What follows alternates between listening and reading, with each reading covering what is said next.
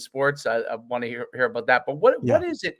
Because I see this happens in everybody's daily life, and the people self-sabotage. What are some of the things that fall into that? How does that happen? I got a couple different kinds of answers that aren't going to be what you normally expect to hear. Whatever you that's you're the expert. I want to hear from you. Normally, when people consider the answer to that question, they end up thinking about the particular kinds of thoughts we have.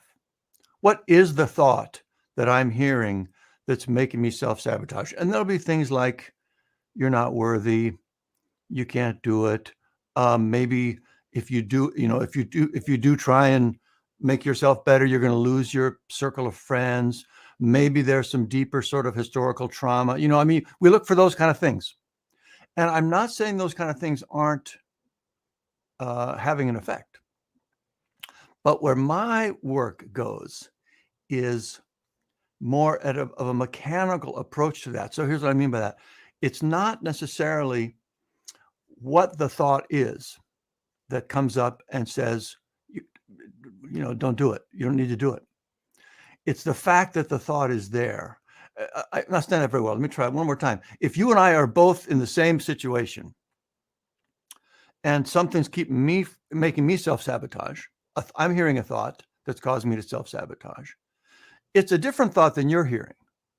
Our own biography, our own story, our own life situation makes each of us hear different arguments that go into that self-sabotage. But at a mechanical level, it's exactly the same. And here's what it is. There's a moment I'm focused on doing this, like say, for example, not having a snack today before lunch, if it's a weight loss sort of focus. That's my intention.